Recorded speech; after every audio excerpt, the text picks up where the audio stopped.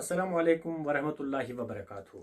नाजरीन, उर्दू कवायद की एक और किस्त लेके मैं आपकी खिदमत में फिर से हाजिर हुआ हूँ।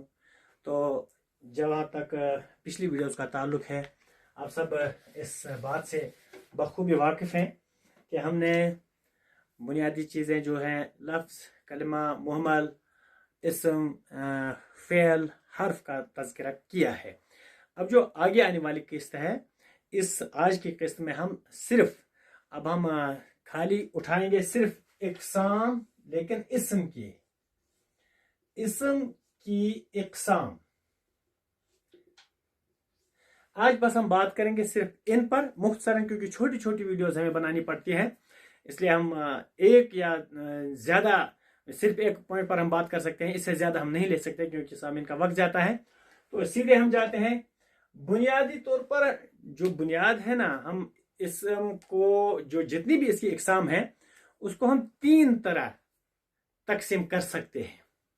मिसाल के तौर पर बहुत सी इक़साम है इसम की, लेकिन बुनियादी तौर पर हम इसको तीन तरह से तकसीम कर सकते हैं। एक तो है ये इसम की एक किस्म है, इसमें जहां जहां से मतलब सोर्स जिसे हम कहेंगे, कहां कहां से इसम की इक़साम आती हैं। एक सोर्स हमारा बनता है इसमें जामिद,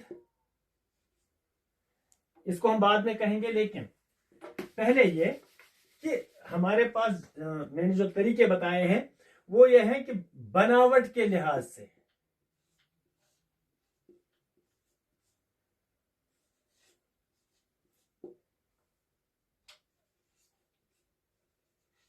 इसम की किस्में, ये एक तरीका है हमारे पास बनावट के लिहाज से। जब हम बनाने पर आते हैं तो एक तो ये लिहाज हमें मद्देनजर रखना पड़ता है कि इस लिहाज से हमारे पास इसम की किस्में आती हैं। और एक और किस्म है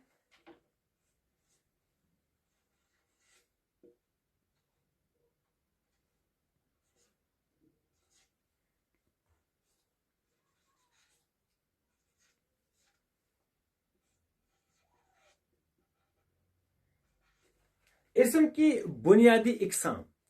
ये एक दूसरा सोर्स है हमारे पास। तो एक और सोर्स है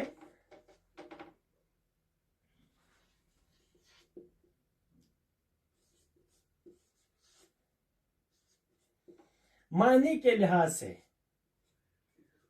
इसम की किस्में। मानी के लिहाज से मतलब है इस्तेमाल के लिहाज से, यानी जब हम इस्तेमाल करने पर आते हैं तो एक और सोर्स हमारे सामने आती है। ये तीन सोर्सेज हैं, ये सारी हमें सिर्फ इस चीज का पता देती है।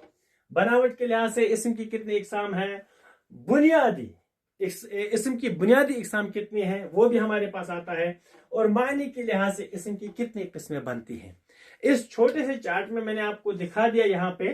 तो सबसे पहले मुझे लग रहा है कि हम पहले इस वाले इलाके को लेते हैं। ये यानी इसम की बुनियादी इक़साम क्या है। बुनियादी इक़साम कौन कौन सी वो किस्म है जो बुनियादन हमें यह सोर्स बनती है इसम आने की, जहां से हमारे पास इसम आते हैं, अस्मा आते हैं। तो उनका तारुफ मैं इसमें कराना चाहूंगा। तो ये है बुनियादी इक़साम, इनको हम रखते हैं पहले यहां पे। बुनियादी तौर पर इसम की दो किस्में हैं बुनियादी तौर पर। एक तो है,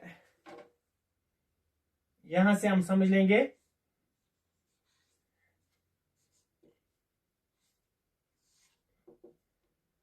इसमें जात, और दूसरी किस्म है यहां से इसमें सिफत। तो ये सारा हमने अभी ऐसे ही रखा है, अभी हमने सिर्फ इस इलाके को छेड़ा है। तो यहां से हम मुख्तसरन सिर्फ आज हम जात पर थोड़ा सा मतलब यहां पर कुछ तफसीलन बात करना चाहेंगे हम आज जात पर। इसमें जात क्या है, तो इसके लिए हमें यहां से ये चीजें मिटानी पड़ेंगी। सीधे आते हैं हम इसमें जात पे।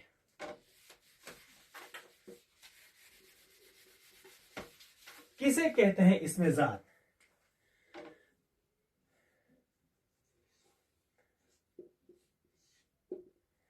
पहले सुनिएगा, इसमें जात वो नकिरा इस्म है, या आप ऐसे कह सकते हैं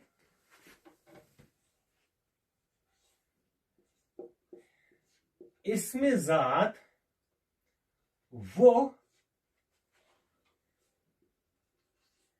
इसमें नकिरा है जो एक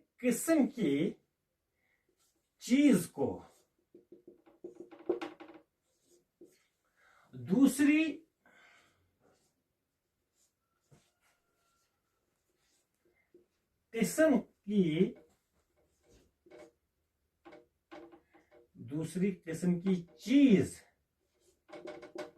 चीज को दूसरी किस्म की चीज से अलग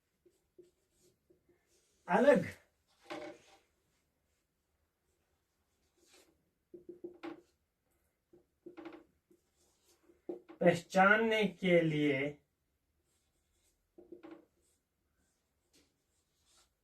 इस्तेमाल किया जाए।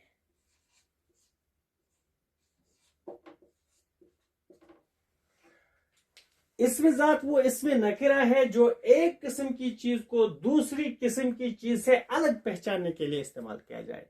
मिसाल के तौर पर बहुत सी चीजें हमारे पास होती हैं, बहुत से इसम हमारे पास नकिरा है, इनमें एक चीज को दूसरी चीज के दरमियान जो तमीज होती है ना, तमीज करने में हमें फर्क मतलब मालूम होता है। मिसाल के तौर पर हम यहाँ पर चांद लेंगे, हम सीधे लेंगे, यहाँ पे लेते हैं हम घोड़ा।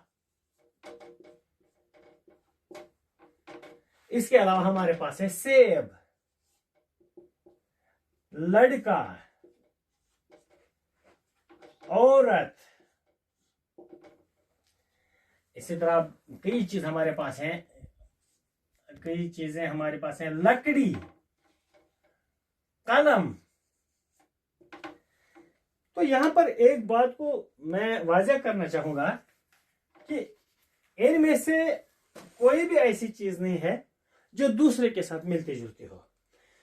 घोड़ा एक अलग जात है, सेब अलग जात है, लड़का जाती लकड़ी अलग चीज है, इसी तरह कलम अलग चीज है, इसी तरह औरत अपनी तरह से एक अलग जात है। इंसान तो है हम सब, लेकिन हमने यहां पर कोई खास नहीं कहा है, औरत कहा है। इसी तरह लड़का अलग चीज कही है।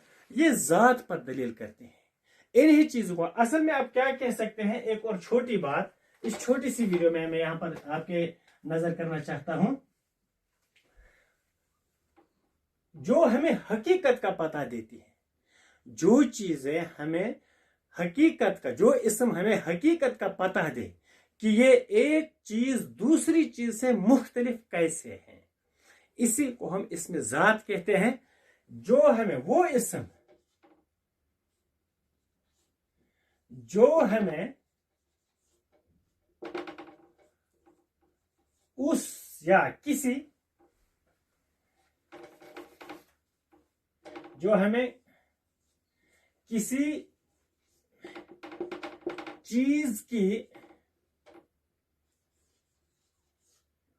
हकीकत समझाए,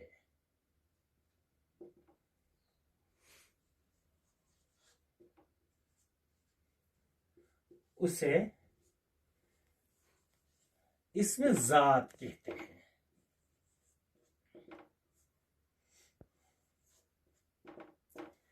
यानी किसी चीज की हकीकत पर जो बात मतलब दलील करती हो, जो इसम दलील करता हो, उसे हम इसमें जात कहते हैं।